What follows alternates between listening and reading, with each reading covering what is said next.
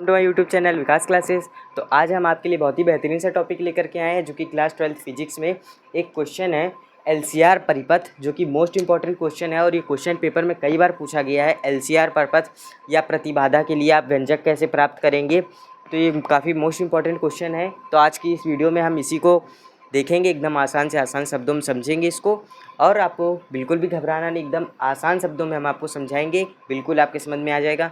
चलिए देखते हैं एलसीआर परिपथ है क्या।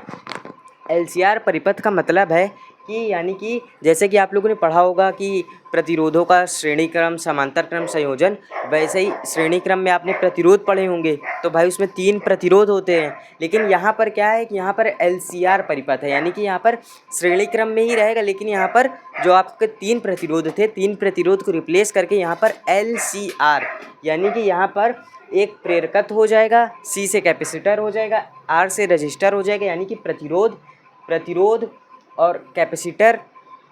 तो यहाँ पर ये हो जाएगा संधारित्र, प्रतिरोध, प्रेरकत्व, ये 3 चीज़ यहाँ पर लगेगी जो कि श्रेणी क्रम में होगी। वहाँ पर हम उसको बैटरी से जोड़ते थे, यहाँ पर इसको हम क्या जोड़ेंगे, प्रत्यावर्ती धारा से जोड़ेंगे, यानी कि एसी करंट से जोड़ेंगे। तो यहाँ पर ये जो लिखा है दोस्तों, ये सिर्फ इतना ही लिखा है कि माना एक प्रेरकत्व L तथा संधारित्र C और एक ओमीय प्रतिरोध R, जो कि एक श्रेणी क्रम समांतर में संयोजित हैं, जिन्हें एक प्रत्यावर्ती धारा से जोड़ा गया है।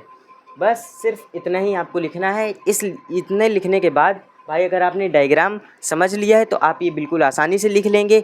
और यहाँ पर आपको जो कि क्या किसी क्षण वोल्टता का समीकरण आपको दिया हुआ है। इसके कहने का मतलब है कि वोल्ट का जो आपकी वैल्यू है वो आपको देगा, V is equal to V naught sine omega T, ये आपको दिया है। अब इसके बाद आपको इसकी प्रतिबाधा के लिए व्यंजक ज्ञात करना है। तो चलिए दोस्तों हम लोग देखते हैं इसके लिए आप प्रतिबाधा के लिए व्यंजक कैसे निकालेंगे। तो सबसे पहले हम लोग को पहला काम क्या करना है, यहाँ पर हम लोगों को विभव निकाल लेना है। क्या निकालेंगे हम, विभव निकालेंगे। तो चलिए निकालते हैं।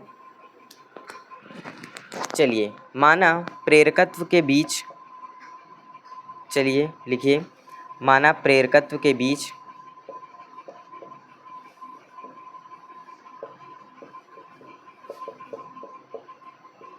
विभवांतर, देखिए प्रेरकत्व के बीच विभवांतर बोल रहा है, तो प्रेरकत्व के बीच आप विभवांतर क्या लिखेंगे, V।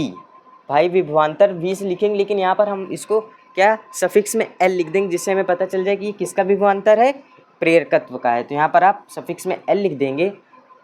ठीक, ये किसका हो गया, प्रेरकत्व का। तथा संधारित्र का भी आप ऐसे लिख लेंगे, संधारित्र का आप लिखेंगे V सफिक्स में C, और प्रतिरोध का भी लिख लेंगे आप, प्रतिरोध का लिखेंगे V सफिक्स में R।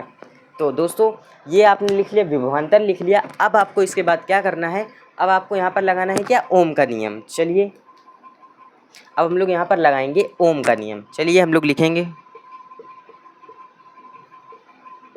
ओम का नियम। आप लोगों को दोस्तों पता होगा ओम का नियम होता है V बराबर आई आर, V बराबर आई आर। ठीक, अब हम लोग क्या करेंगे, अब देखिए अब हम लोग क्या लिख लेंगे कि V बराबर आई आर होता है। तब यहाँ पर हम लोग क्या करेंगे, वही यहाँ पर लगा देंगे, यानी कि यहाँ पर ये जो विभवांतर आपने निकाले तीनों के, इसमें ही आपको क्या ये V बराबर आई आर इसको लगाना है। अब इसको लगाएंगे कैसे, चलिए देखते हैं। अब आप लिखेंगे, सबसे पहले हम प्रेरकत्व के लिए निकालेंगे VL is equal to I into R होता है, लेकिन यहाँ पर आप ध्यान रखिएगा कि यहाँ पर प्रेरकत्व हो गया और संधारित्र हो गया, तो यहाँ पर आप R की जगह क्या लगाएंगे, R की जगह आप X का यूज़ करेंगे, R की जगह आप X का यूज़ करेंगे। तो यहाँ पर क्या हो जाएगा, IX। ये क्या आपने सफिक्स में L किस लिए लिख रहे हैं, सिर्फ इसलिए लिख रहे हैं ताकि हमको पता चल सके कि ये प्रेरकत्व का है। तो यहाँ पर आप सफिक्स में L लिख दीजिए। ये आपका इक्वेशन नंबर फर्स्ट हो गई। अब यहीं पर आप इक्वेशन नंबर सेकंड बनाएंगे, वो भी ऐसे ही आप बनाएंगे। इक्वेशन नंबर सेकंड क्या भाई VC के लिए बनाएंगे, तो क्या हो जाएगा VC आई इंटू, इसके लिए भी हमने आपको बताया है कि x लगेगा, तो यहाँ पर आप x लिखेंगे, सफिक्स में c लिख देंगे। ये इक्वेशन नंबर सेकेंड हो गई। अब आपको इक्वेशन नंबर थर्ड बना रही है, इसमें आप ध्यान रखिएगा कि भैया v बराबर क्या आई आर होता है। अब यहाँ पर अगर आप वी आर के लिए बनाएंगे तो यहाँ पर आप आई और आर ही लिखेंगे, यहाँ पर आप आई और आर ही लिखेंगे। चलिए अब इसके बाद का जो प्रोसेस है उसको आप ध्यान से देखिएगा। चलिए, ये आपने 3 समीकरण बना लिए, ये आपको पता है इसलिए इसको हम इरेज कर दे रहे हैं। ये जो ओम का नियम है इसको हम इरेज कर दे रहे हैं। अब आप ध्यान से देखिएगा, अब आपको एक ग्राफ खींचना है। ग्राफ कैसे खींचना है, जो कि ये पेपर में भी आपको करना है, ग्राफ ज़रूर खींचना है, तभी आपको ये 5 नंबर मिलेंगे, क्योंकि ये 5 नंबर का टॉपिक है। चलिए, आपको ग्राफ कैसे खींचना है देखिए। ये आपको एक ग्राफ खींचना है, ग्राफ खींचना है। अब ग्राफ में आपको क्या लिखना है, चलिए देखते हैं। चलिए देखिए, ये जो ऊपर जा रहा है ये क्या है आपका VL है, इसको हम बोलेंगे क्या, अग्रगामी, अग्रगामी। और ये जो नीचे जा रहा है ये क्या है, VC है, इसको क्या बोलेंगे, अग्रगामी। ये हो गया पक्षगामी, ये क्या हो गया, पक्षगामी। और ये जो बीच वाला है इसको बोलेंगे परिणामी, इसको क्या बोलेंगे दोस्तों, परिणामी। इसको क्या बोलेंगे, परिणामी बोलेंगे। अब चलिए देखिए, ये आपका है VR। अगर आप इसके यहाँ से, यानी कि इसका आप जो पॉइंट है यहाँ से अगर आप एक सीधी रेखा खींचेंगे, सीधी रेखा आप ऐसे खींचेंगे और इसको यहाँ पर नीचे से मिला देंगे और इसको मिला देंगे, ये जो आपने मिलाया, तो यहाँ पर आप देखेंगे कि ये थीटा कोण बनेगा, ये एक थीटा कोण बनेगा। अब देखिए, अब थीटा ये कोण बनेगा, ये नीचे आपको क्या दे रखा है, VR दे रखा है, ये VR है। अब ये परिणामी में क्या है कि परिणामी में आप लिखेंगे, ये क्या परिणामी है भाई, ये VL, ये VC, ये ऊपर से इसको नीचे लाएंगे तो क्या हो जाएगा, ये VL माइनस VC। तो यानी कि ये VL माइनस VC हो गया, VL माइनस VC हो गया। अब हम लोग क्या लगाएंगे, यहाँ पर लगाएंगे पाइथागोरस प्रमेय। अब यहाँ पर लगाएंगे पाइथागोरस प्रमेय।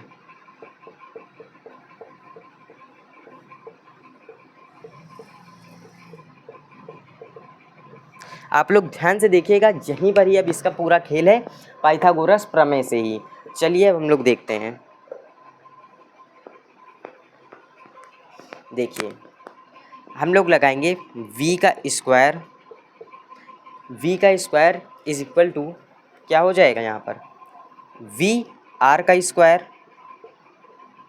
इज इक्वल टू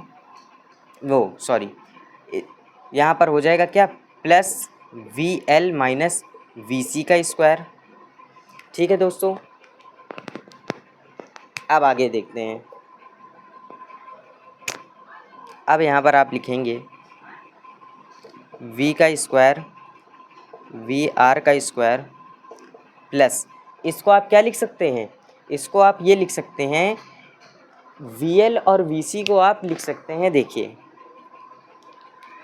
VL और VC को आप लिख सकते हैं, यहाँ से देखिए क्या, IXL IXC, IXL minus IXC का स्क्वायर, आप इसको भी यही लिख दीजिए, इसको भी आप IR का स्क्वायर लिख दीजिए। IR का स्क्वायर लिखेंगे, फिर से वही V का स्क्वायर, और यहाँ पर अब आप क्या करिए, जो I है, I को आप कॉमन कर लीजिए। I को अगर आप कॉमन कर लेंगे तब यहाँ पर क्या हो जाएगा, R प्लस ये L, ये माइनस C, ये क्या हो गया, IRL माइनस C।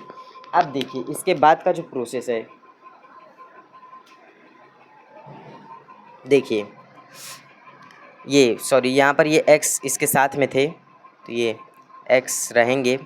अब देखिए, अब यहाँ पर आप इस i को यहाँ भेज दीजिए, v/i, ये पूरे का स्क्वायर, ये क्या हो गया, r plus XL minus XC। अब इसके बाद देखिए आप,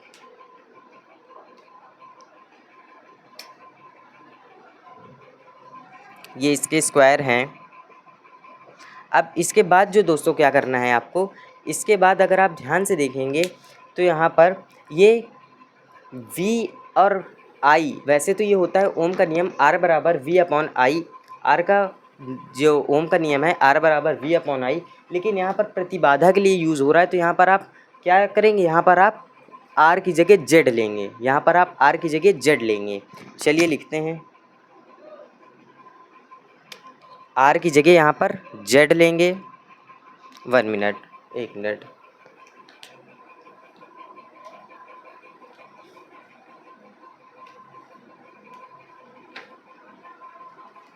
देखिए इसको हम यहाँ बता दे रहे हैं, कहाँ बता दे रहे हैं, चलिए यहीं पर ही बता देते हैं। इसको आप i की जगह z लेंगे, इज़ इक्वल, ये क्या हो जाएगा, z square r square plus xl minus xc का स्क्वायर।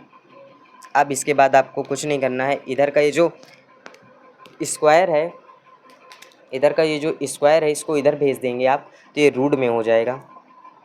z बराबर r square plus xl minus xc का स्क्वायर। ये जो दोस्तों निकल कर के आया, इसको ही बोलते हैं प्रतिबाधा के लिए व्यंजक बोलते हैं, इसको ही LCR परिपथ बोलते हैं। लास्ट में जो आया है यही है आपका आंसर, और यही आपको पेपर में करना है। ये इतना आसान सा टॉपिक है, कोई ये कठिन टॉपिक नहीं है, बहुत आसान टॉपिक है। आपको हमने एकदम आसान शब्दों में समझा दिया। आई होप आपको ये समझ में आ गया होगा। अगर आपको ये समझ में आ गया होगा तो आप हमारे वीडियो को लाइक और हमारे चैनल को भी सब्सक्राइब कर लें। चलिए मिलते हैं फिर से किसी एक बहुत ही बेहतरीन से टॉपिक के साथ एक नई वीडियो में।